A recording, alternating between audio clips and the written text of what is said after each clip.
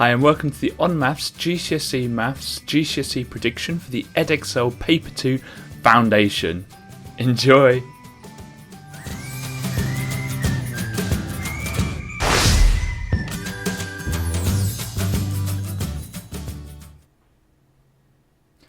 Hi, I'm Chris Gilpin from On Maths. Now, what we do for this prediction is we take off all of the questions that came up in the paper 1 and we look at the remaining topics and see how often they've come up before, both on the new GCSEs and on the old GCSEs, and we make a prediction. Now, like I said on the paper 1 prediction, this is only used as part of your revision and not the sole purpose of your revision. So don't just look at this and leave it at that.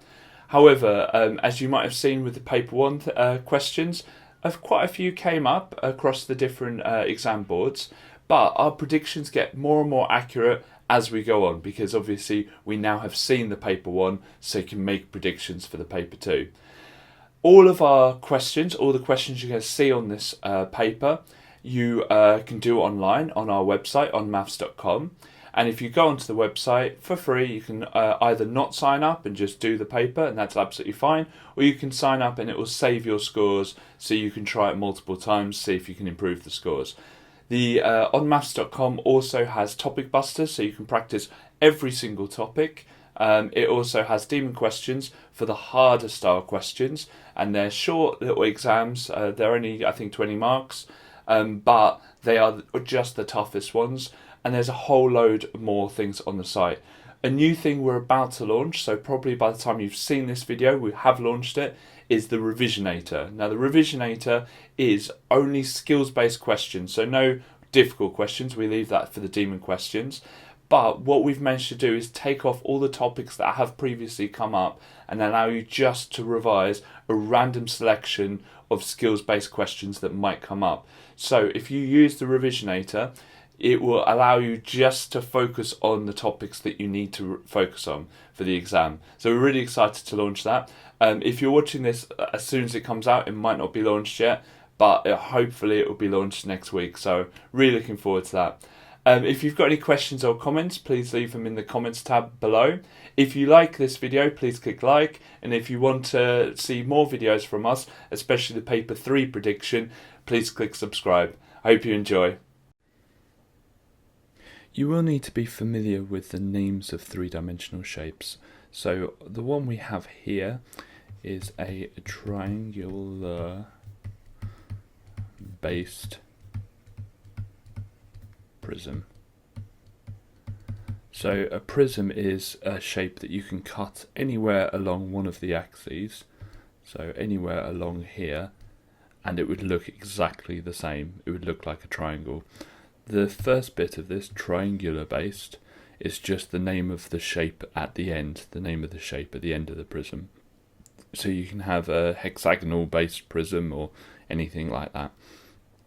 It says write down the number of faces. So the faces we can see, well, the face we can see here is a triangle, so that's 1. Then we've got 1 along here, which is a rectangle. So we've got 2 that we can see, but there is also going to be a third one round here, which is also going to be a rectangle, a fourth one at the bottom, which is going to be a rectangle, and then a fifth one round the back, which is going to be a triangle, just like number 1. So in total there are 5 faces. Try and remember what a face is. A face is something you can lay your hand down flat on. An edge is something that you can run your finger along, so that's an edge there. And vertices, or vertex, is something that if you put your finger on, it would be pointy. So there are going to be 6 vertices. For this question, we need to understand the difference between multiples and factors. Multiples are just a numbers times table. So the multiples of 5 will be 5, 10, 15, 20, etc, etc. Now every number in the 5 times table ends in 0 or 5. So looking at the list of numbers we've got here, there's only one that ends in a 5 or a 0, which is 10. So 10 is a multiple of 5. Now factors go the other way. A factor of a number means that the number, so 24, is in another numbers times table. So 24, and the easiest way to find the factors of 24 is you start off with 1 and 24, because 1 times 24 is 24. Then you go 2 times, 12, 3 times 8, 4 times, and you think how many 4s? 6. 5 times, well, that doesn't work. 6 times we've already got. So those 8 numbers are the factors of 24. Then I look at the list, well, already there's a 24 there. Is there any other ones I could have written? I don't see any other ones, so 24 is my answer there. 2 prime numbers. Now prime numbers mean they only have 2 factors, 1 and themselves. Okay, that's a prime number. If there's any more factors, it's not a prime number. So let's go through the list. 10 is in the 5 times table, which we identified in question A, so that's not a prime number.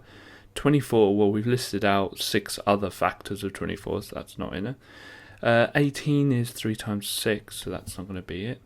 17, I don't think of any times tables that 17 is in, so I'm going to say 17 is a prime number, which it is. And 19, well, I can't think of any times tables 19 is in, so I think that's a prime number. Let's go through the rest to make sure.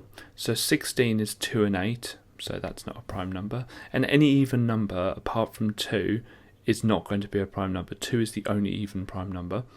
27 looks like it might be, but actually 3 times 9 is 27, so it's definitely not. And 28 is another even number. So it looks like we found the 2 prime numbers. On this scale on the side of the jug, we're not given the little tiny notches. So the word estimate means that we're not going to get it exactly right maybe, but we're roughly going to be correct. Now there are wrong answers to this. So if I wrote the answer 22, which would be down here somewhere, that's clearly wrong because we know that the water is above 30. We know the water's between 30 and 40. And if you have a look, it's less than halfway. So we're expecting a number that's below 35. I think if you wrote the number 35, you would get that wrong because it's clearly less than halfway. I think the numbers, probably to get it right, you might get away with 34, but definitely 33 or 32. I think, personally, it's closer to 33, but some of you might look at that and think it's closer to 32, and chances are we'll both get the marks. The first thing to look at with a pictogram, which this is the key. Now the key tells us what each picture represents. So if you have a look at the key here, it says each circle represents 8 DVDs. Now that's the complete circle. So it says what day are the most DVDs sold, Monday, Tuesday or Wednesday?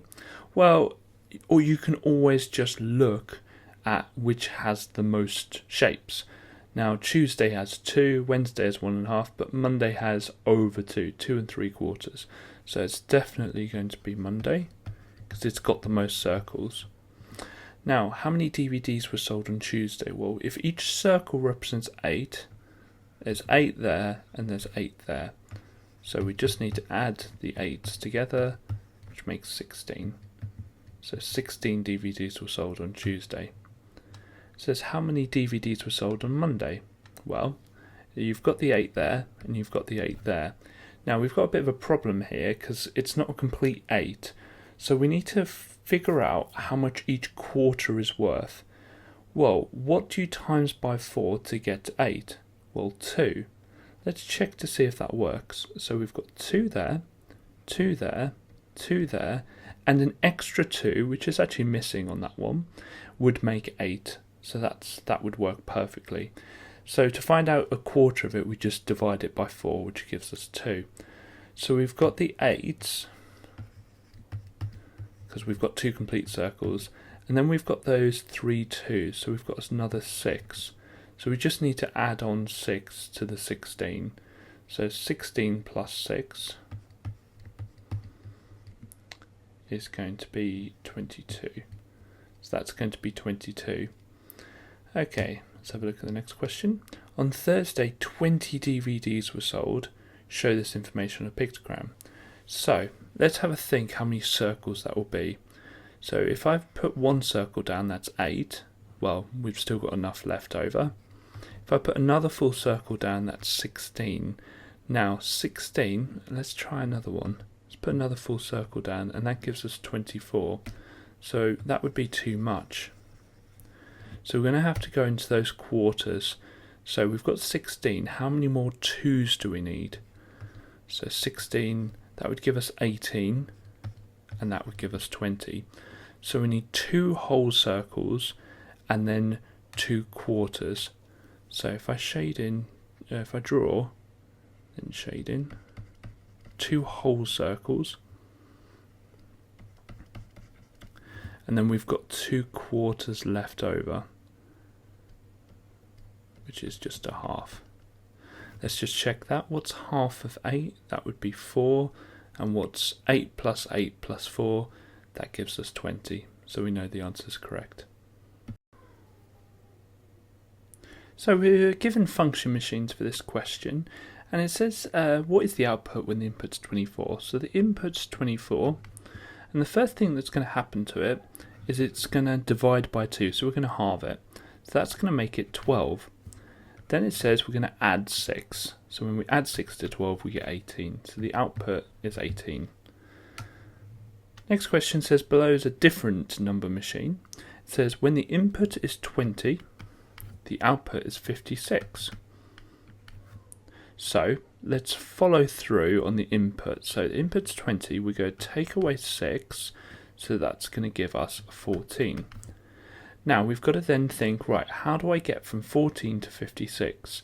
Now, as it stands, there are multiple ways of doing this. If you do this on onmaths.com, it has a drop-down box and it only lets you select one of the options. So you can add a number to 14 to get to 56, and for this question that would be full marks, that would be absolutely fine. Or you can times it by 4, and times by 4 is the one I'm going to go for. So I'm going to complete the number machine by saying times 4. Alright, so the first place to start on this is to plot the points. So point A is at -3, -2. So along the corridor and up the stairs, where we're going across -3 on the x-axis, which is this one here, and then we're going to go down 2 on the y-axis. So it's this one here. A really common mistake is to muddle them up. So as long as you remember you're going across and then up or down, obviously if it's negative you go down, then you should be fine. Now it says point A, so I probably should label that as A. And point B is 0, 3. It means we're not going left or right at all. We're just going to stay at 0, but we could go up 3. So it's going to be there. And point C is at 3 -2. So along 3, down 2. Which could be that one there. So that's point C. And it says plot and join these coordinates. So I'm just going to get my ruler and plot and join them. Well, we've plotted them, so we're just going to join them. And there we go. Makes a nice little shape there. Now, question B says, what type of triangle is ABC? So, looking at it, it looks like this length here and this length here are exactly the same length. So, when we've got a triangle with 2 sides the same length, it's an isosceles triangle.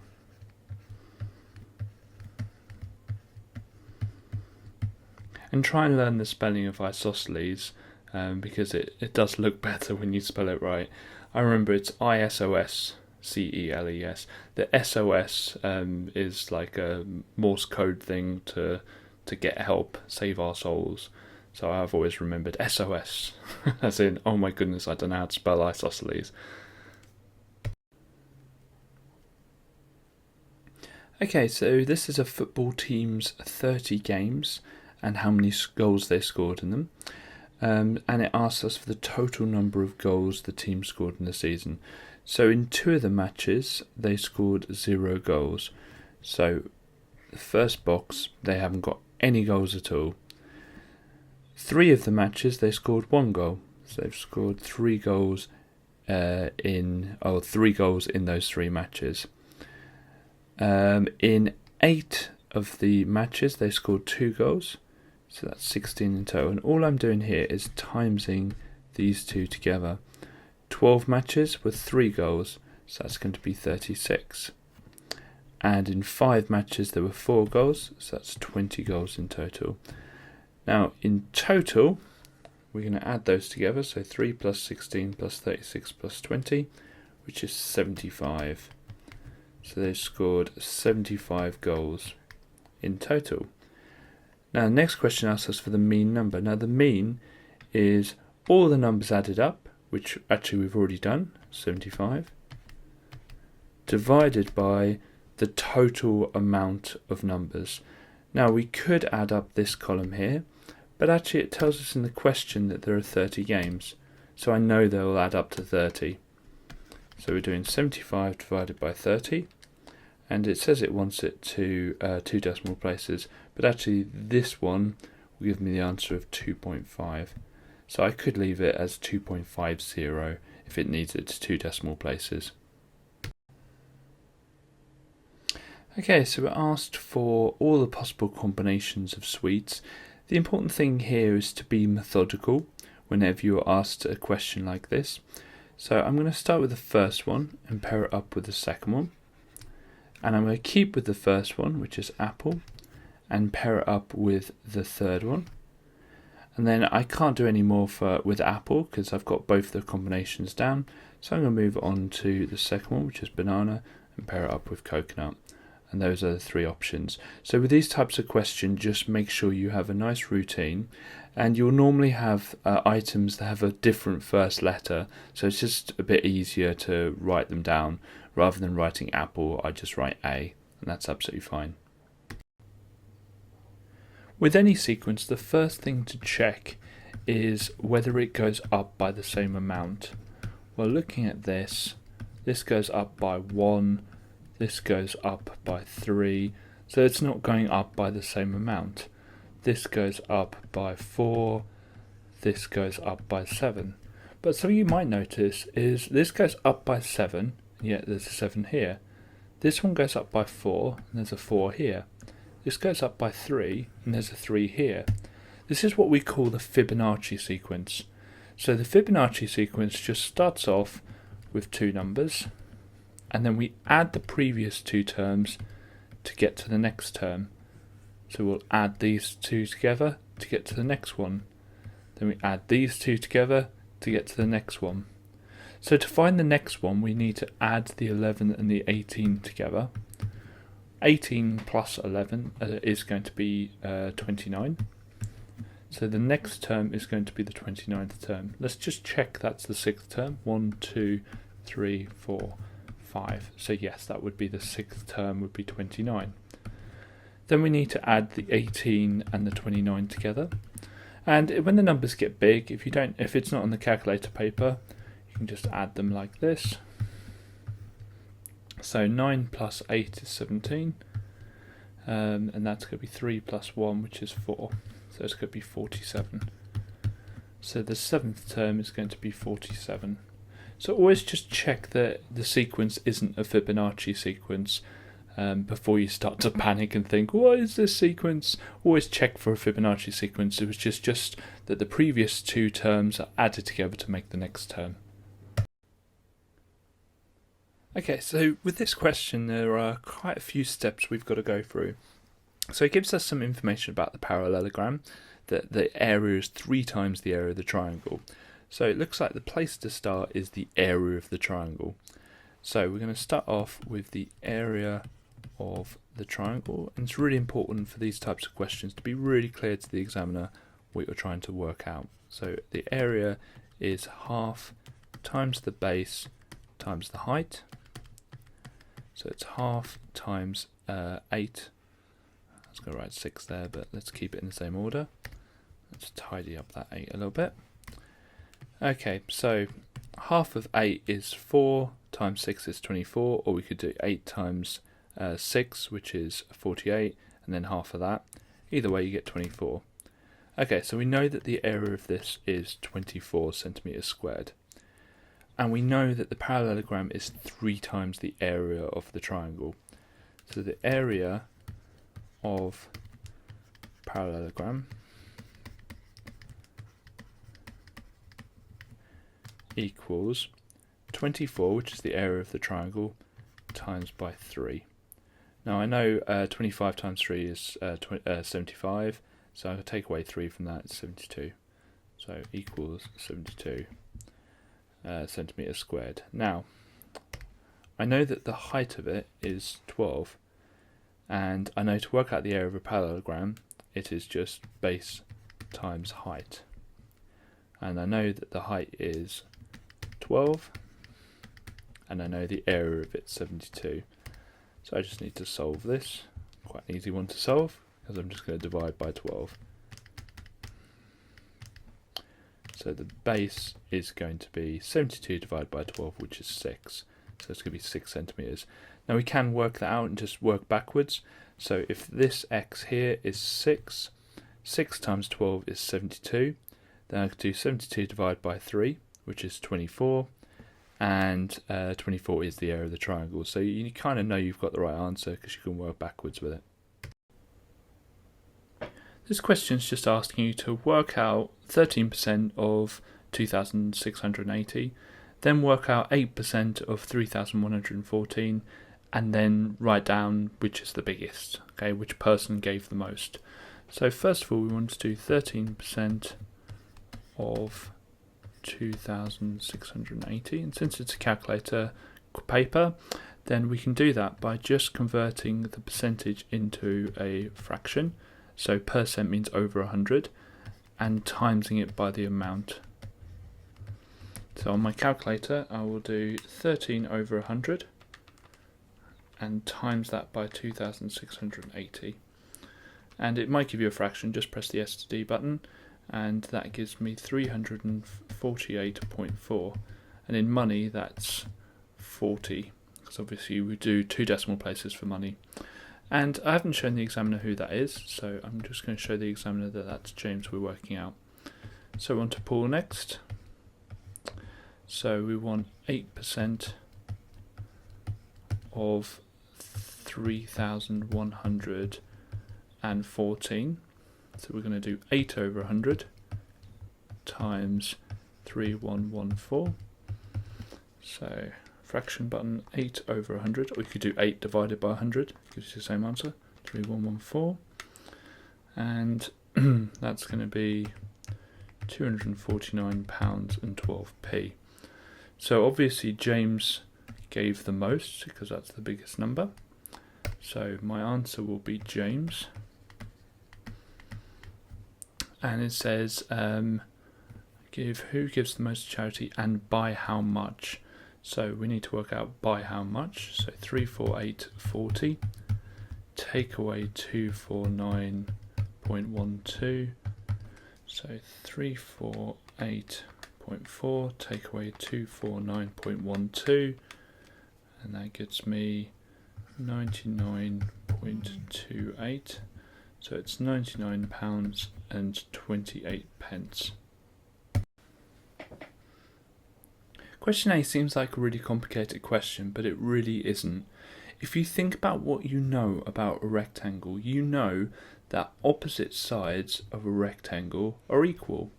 So if you just write down x plus 1 is the same as 12, and then solve it. So what we're going to do is we're going to take away 1 both sides. Then x equals 11. So we know that x is 11. Let's check that out. It says here x minus 1. Well, what is 11 take away 1? Well, it's 10, and that is the same as that. So we know that x equals 11, and that's it. Question B, have a think about what you know. You know that all angles in a triangle add up to 180. So we know that if we add y, 2y, and 3y together, it's going to equal 180 degrees. So again, let's just get our lines down so that we can solve it. So 1y plus 2y plus 3y, well, that gives us 6y in total. And then what we need to do is get rid of that times 6 there by dividing 6 both sides. So y equals 180 divided by 6. Well, I know 18 divided by 6 is 3, so I know that's going to be 30.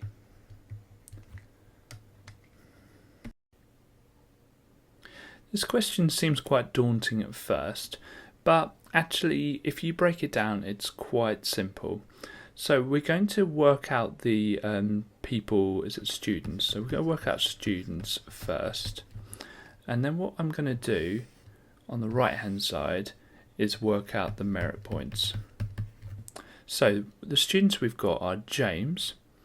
Now James has X merit points. That's nice and simple. Sarah has 4 times as many as James. So Sarah, if James has X, is going to have 4X merit points. Robert has 53 fewer.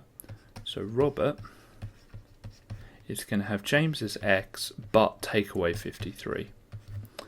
Okay, next thing I want to focus on is the merits. Well, it says the merits are worth that amount in total, and each merit's worth that amount.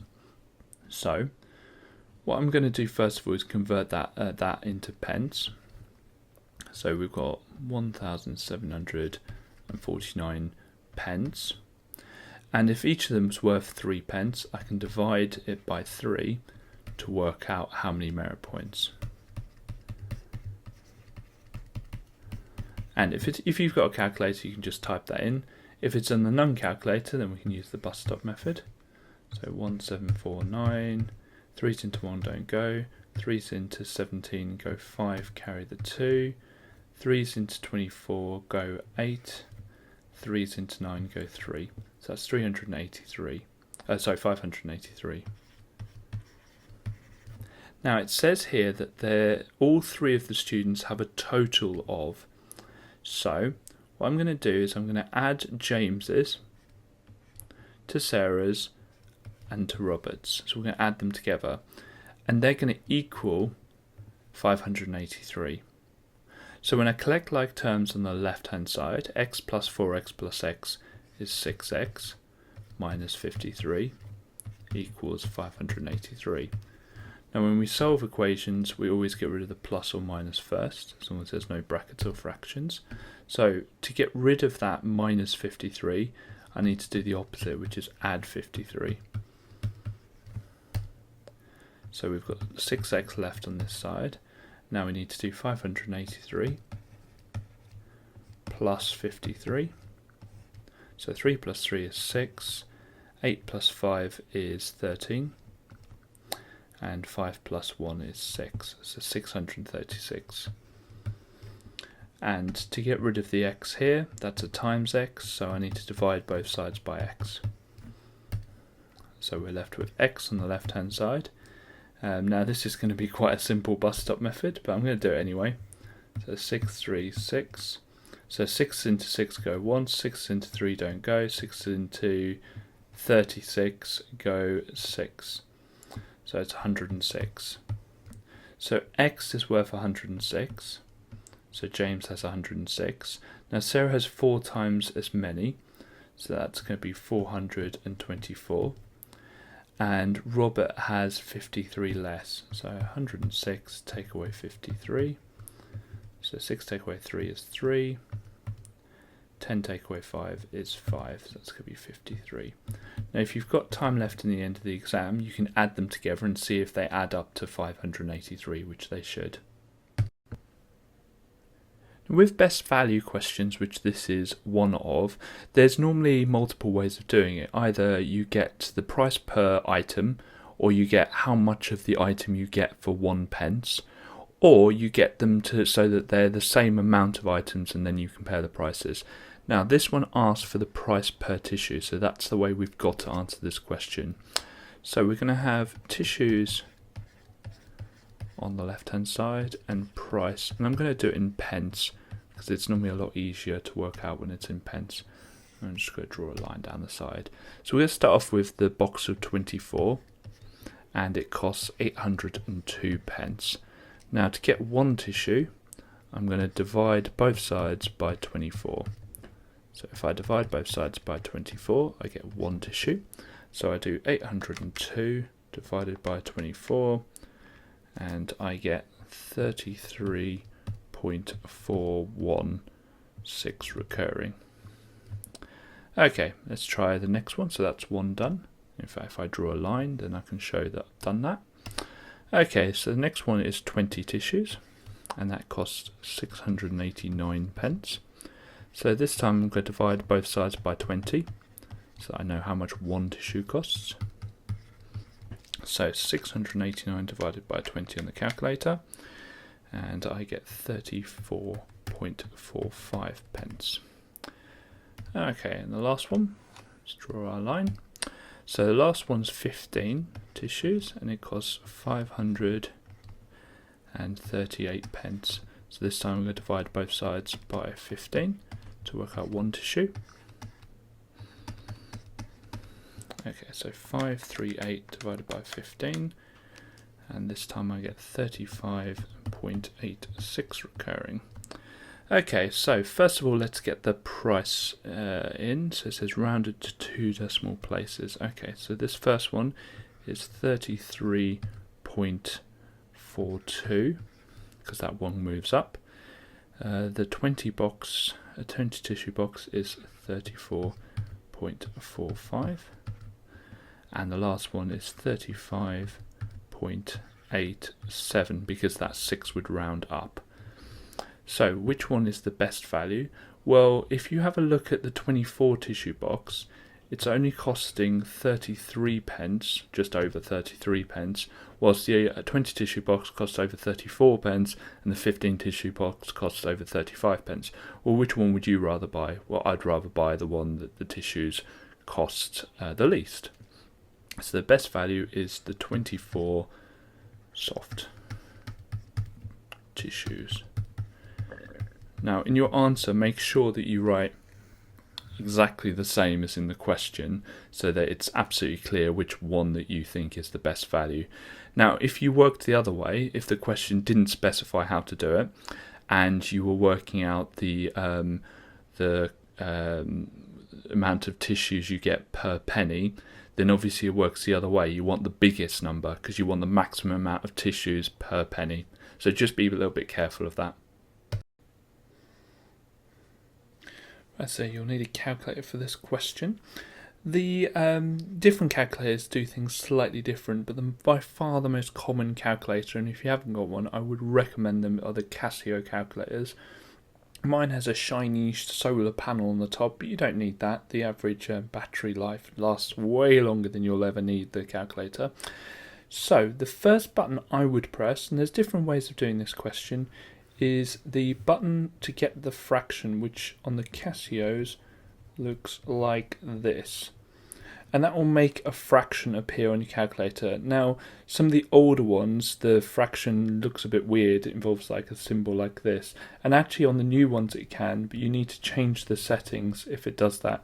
It should open up, it should look something like this, like a box and then another box, and there should be a cursor blinking in this box.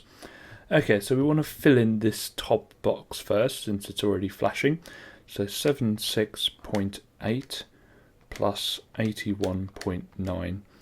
Okay, and so to shift downwards on the Casio calculators, there's a sort of cursor, like a cursor stick, a direction button thing.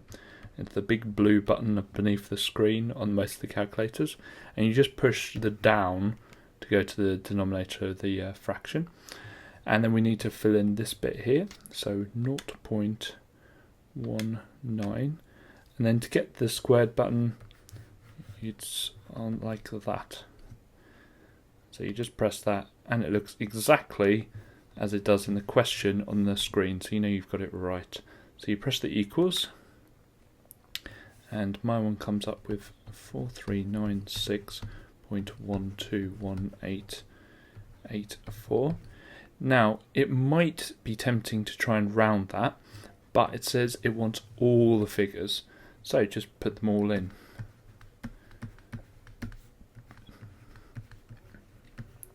Now, if your calculator is set to a mode which is going to show even more numbers, then normally six digits after the decimal point is more than enough. They won't require you to go to 100 or 200 decimal places.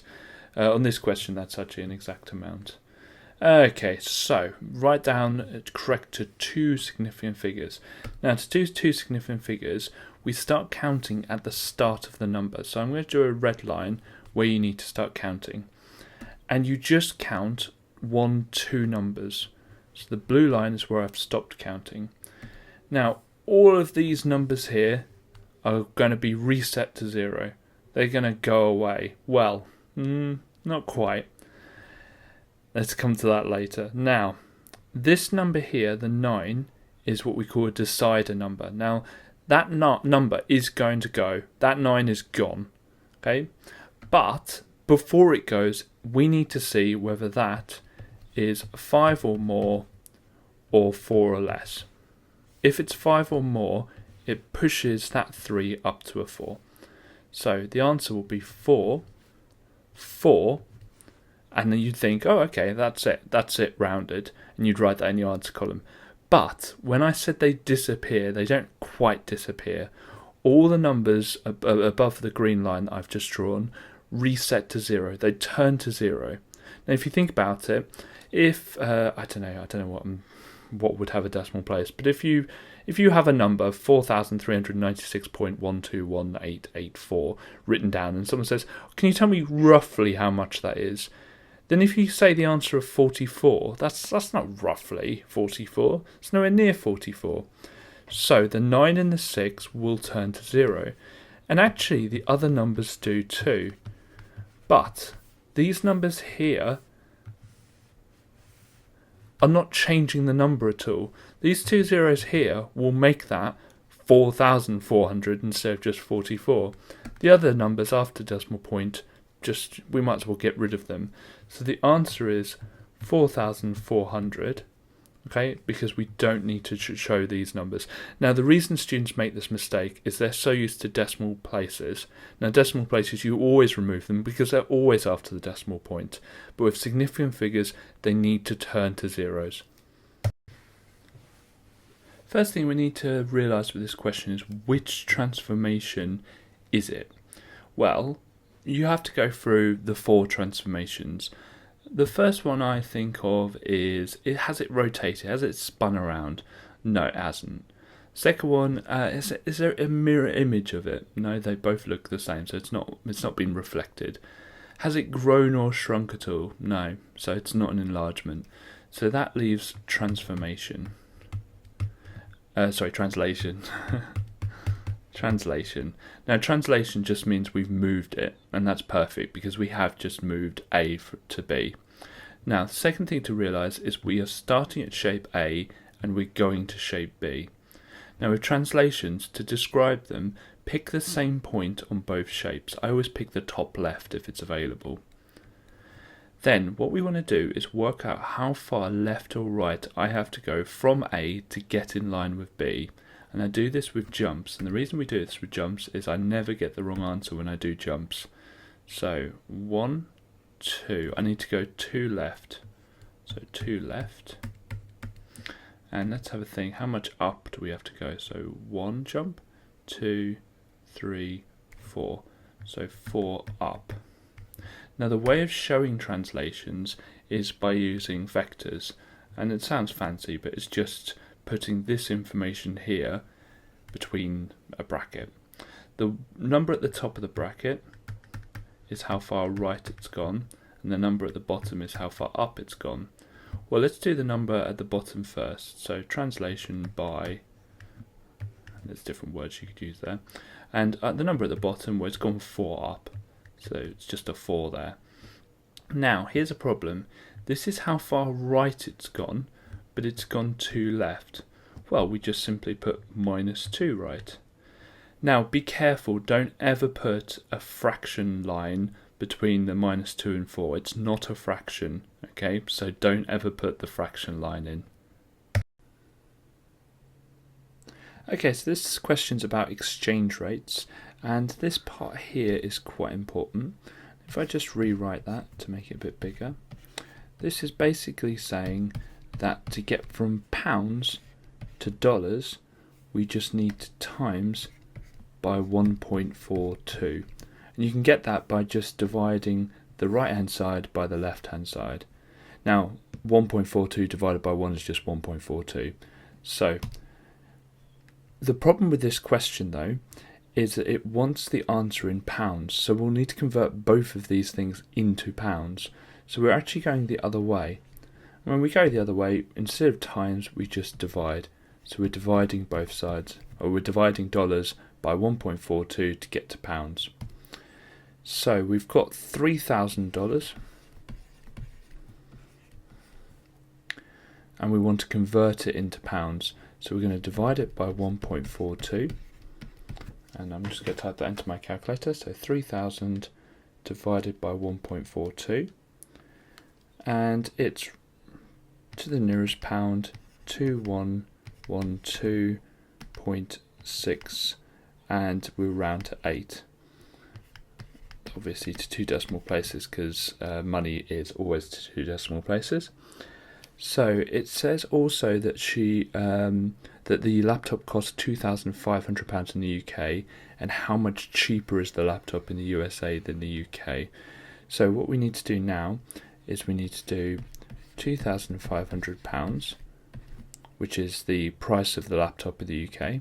We're going to take away the £2,112.68, and on my calculator I'm just going to type in 2,500 take away answer and then press equals, and it gives me the answer of 387.32.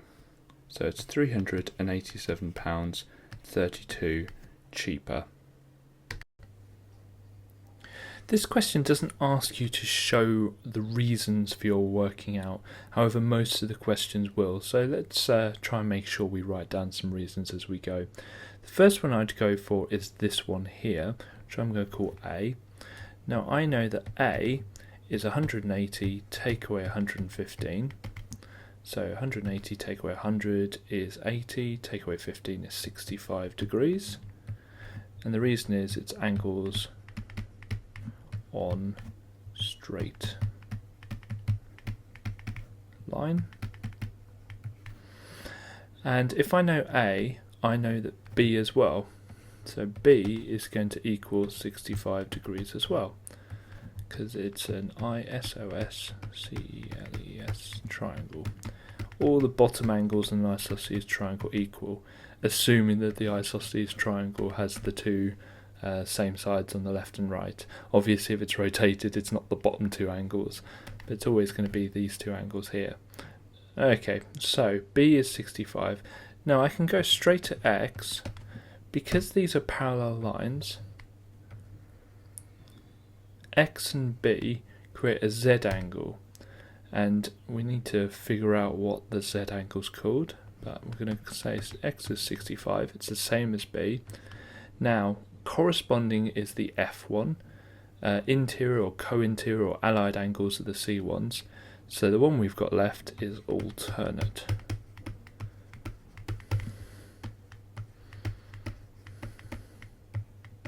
They're alternate angles, they're Z angles, so the answer I can write is 65 degrees.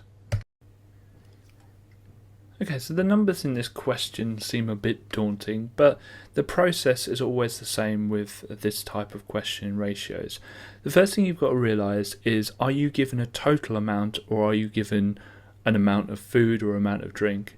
It says in total they spend that amount, so it's a total amount. So step one is to work out how many parts you have altogether.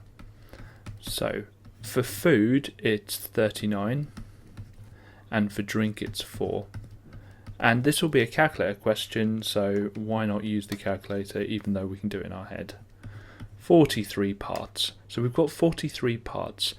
The next stage of this is to work out what one part is worth. So one part is worth how much? Well, you get the amount and you divide it by the number of parts. You're splitting the amount of money between 43 parts. So 11911 divided by 43. And I get £277. So each one part is worth £277. Now let's read the question. Find out how much money is spent on drink. Well, drink is this one here. And the order which they are in the question, food, drink, is the order which the ratios are. So food, then drink here. So there are 4 parts. So we're just going to write drink. So if each one part's worth 277, we're just going to do 4 lots of that. And I might as well do it on the calculator, times by 4, and that's going to be 1108, so 1108. The triangle we need to remember for this question is density equals mass over volume.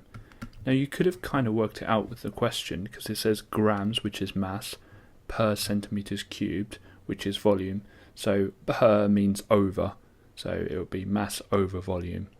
So we need to work out the mass. Well, at the moment we have the density, so we've got that, but we haven't got the volume. So the first thing I need to do is work out the volume of the prism.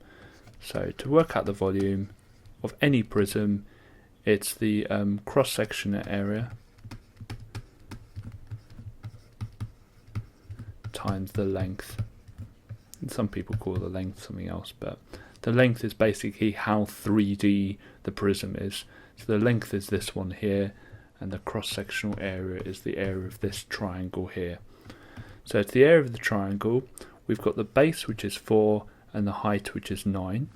So it's half times base times height, and then we're going to times it by the length, which is 10. So what have we got? The base, which is 4, so it's half times 4 times the height, which is 9, times 10. Now, the reason I know the height is 9 is that it hits the base at right angles, and that's really important. The base and the height must be at right angles. And don't forget to halve it. Now, what I can do here is something quite sneaky. What I can do is I do half times the 4 to get 2, and that saves me timesing some big numbers together just to halve it. So 2 times 9, which is 18, times 10, which is going to be 180, or we can just type it into the calculator if it's on the calculator paper. Okay, so that is in centimeters cubed, because every unit is in centimeters, and make sure you check that. So the volume is 180, so to work out the mass, if I cover up the mass in the diagram, so I cover that up, it says to work out the mass I do density times volume. So it gives me the density in the question, which is 5.5, and I'm going to times that by 180. So if I have a calculator, I can just type that in. Otherwise I could do 5 times 180, well I can do 10 times 180, which is 1800, then halve it, which is going to be 900, and then half times 180, which is 90. So that's 990. So the answer is 990 grams. So inequalities, what are they? They just mean instead of x equaling something, x is greater than or smaller than something. So x can normally have lots of different values. Now, this statement here is really important. Integer just means a whole number. So we know that x can't be a half, because that's not a whole number. Now, x says here x is greater than -7 and is less than or equal to 3. So when it asks you to write down all the numbers that that's true for, well, let's have a think. Well, if it's if it's greater than -7, then it can't be -7. It can't be equal to it. So it's going to be -6, -5, -4, -3, -2, -1, 0, 1, and 2. Now let's have a look at the other one. It says x can be less than or equal to 3. So that line there, if you look at it, that little line there, so if I do it a little bit bigger, the line that I've just drawn there says it can be 3. So we must include 3 in our answer. And that's how you get full marks. Now you probably will get 1 mark if you forget to put the 3 down or you put the -7 accidentally. Right, the next one I'm just going to write out a little bit bigger. Now the way we do this question is the same way as solving just a normal equation with an equals, but don't ever put an equals. There was an exam a few years ago that if you wrote an equals in it, they would give you 0 marks. So the first step is to expand the brackets. So I do smiles and rainbows, but if you've got another method, that's fine. I'll put a little line there to remind me to times it. So 5 times 3x is 15x. And 5 times minus 5 is minus 25. Now you could have divided both sides by 5 and that would have been fine. Next step is to get rid of this minus 25. And you must start with that. You can't get rid of the 15 first. So we're going to add 25 to both sides to get rid of that minus 25. So we're left with 15x on this side. And 35 plus 25 will be, well, 5 plus 35 is 40, 40 plus 20 is 60. Now to get rid of this times 15, we need to divide both sides by 15. So that will get rid of the 15 there. And how many 15s in 60? Well, 2 times 15 is 30, so it would be 4. Now be really careful not to accidentally put any equal signs in your answer, and especially this bit here. So it's x is greater than 4. Okay, so this question is about Venn diagrams, and it says there's 37 students in total, and it says 10 only like the red car, so 10 only like the red car, 9 only like the blue car, and 8 said they liked the red car and the blue car. So 8 in the middle there. And those are the values for A, B and C. Now it says how many students did not like the red or the blue car. So if we add all those together, we get 27. But there's 37 students in total. So if we take them away, we get the answer of 10. So, and we can actually show that on a Venn diagram on the outside, like that. So let's fill in my answers, 10, 8 and 9. Okay, it says, a student's chosen at random to discuss their views. What's the probability the student liked the red car? Well, let's have a look. There's 10 people who only like the red car, and there's 8 people who liked the red car and the blue car. So in total, that's 18 people who like the red car. Just 8 of them happen to like the blue one as well. And in total there's 37 students, so it would be 18 over 37. Okay, so this question is asking us to find unknown lengths. Now the easiest way of approaching this question is to draw the 2 triangles, the little one and the big one, separately. So I'm going to do that really quickly. I'm going to draw the small one, and I'm going to draw the big one. There we go. And I'm going to fill in the length. So this small one has 37 here and 17 at the bottom here. This big one has 50 down the side and 34 at the bottom. Okay, now a second most important thing to realise with this question is that these 2 triangles are mathematically similar. The reason is that the top angle here is shared. These 2 here are both corresponding because they're off a parallel line, and it's the same with these 2. And any 2 triangles that have exactly the same angles will always be similar, which means that one's an enlargement of the other. And with enlargements, we're always thinking about scale factors. So we've got to find out what you times 17 by to get to 34. So on my calculator I do 34 divided by 17. I probably shouldn't need to do it on the calculator, because obviously the answer is 2. So if I'm timesing that side by 2, and I'm looking for length AD. Now AD is this one here. How do I get from 37 to AD? And remember, it's corresponding side, so it would be the left hand side will go to the left hand side. So I times that by 2. So it would be 37 times 2, which is going to be 74. So my answer will be 74. And the last one, let's do it in a different colour. Now we're looking for length CE. So CE CE is a bit of a weird one, isn't it? Because CE is this bit here. So all I need to do is work out what AC is, which is this one here. So let's work out what AC is. So to go from the big one to the small one, instead of timesing by the scale factor, I'm going to divide. So I'm going to divide it by 2. So AC is 25. Now if AC is 25 and the whole thing is 50, so let's try and make this a bit clearer. So the whole thing is 50 and AC is 25, so this bit up until this bit, then CE must be 25 as well, because it's 50 take away 25, which is 25.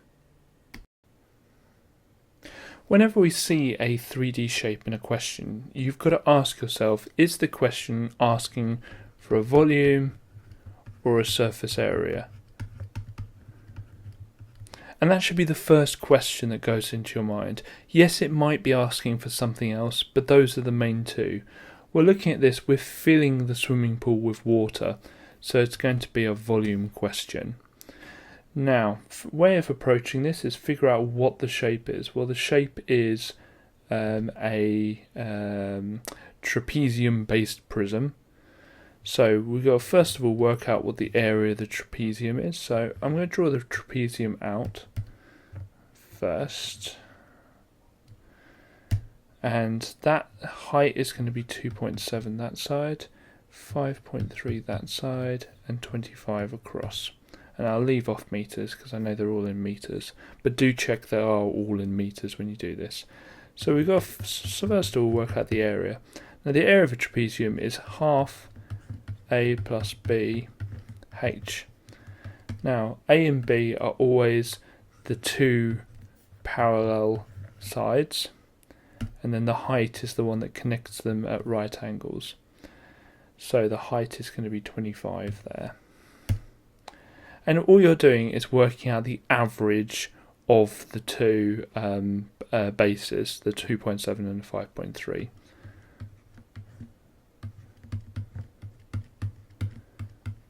We're going to times that by 25. Okay, so we'll crack our calculator out. 2.7. Some of you will probably see this straight away. So the first bit comes out as 4, because halfway between 2.7 and 5.3 is 4, and then times 25 is going to be 100. So the area is 100 meters squared. Now, for a prism, so volume, all you need to do is work out the area of the cross section, which is this bit here, the bit we just worked out, and then times it by how 3D it is. I think they call that the length officially, 15 meters. So the volume is going to be 100 meters squared times 15, which is going to be 1,500 meters cubed. So that's what the volume is, and it says the machine transports the water at a rate of 20 meters cubed per minute. So in 1 minute it's going to be 20, in 2 minutes 40. The other way of working this out, or the other way of thinking about this, is how many 20s are there in 1,500? So we can say time equals, so this is how much it's got to fill, and this is how much it does per minute. So on the calculator, 1,500 divided by 20, which equals 75 minutes. So it's going to take 75 minutes to fill the pool. Okay, so this question, it looks like a standard bearings question, but something you might notice is there's no angles in it. So if there's no angles in it, we need something else, and that something else is going to involve the right angled triangle here. So we can see there's a right angled triangle here, and we know that when we've got right angled triangle, we've got two sides, we can find an angle with trigonometry. I'm going to call this angle X.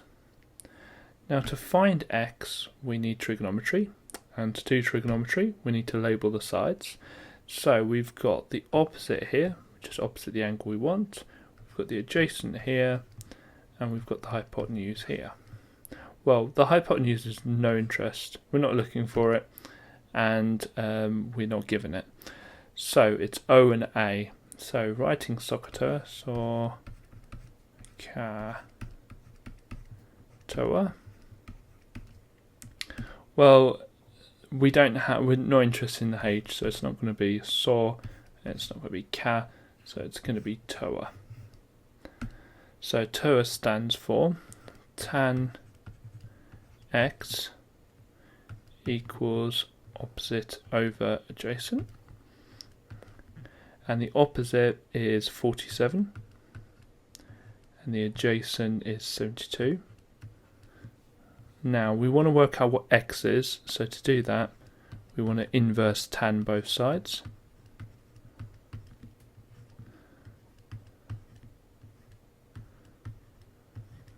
Okay, let's just scroll down.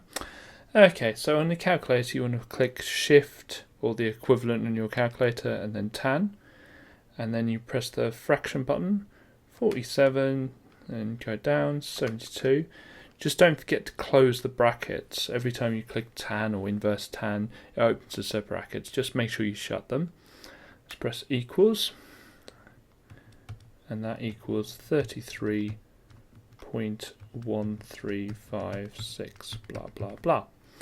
Okay, let's have a look. So x is 33, but we still haven't got a bearing.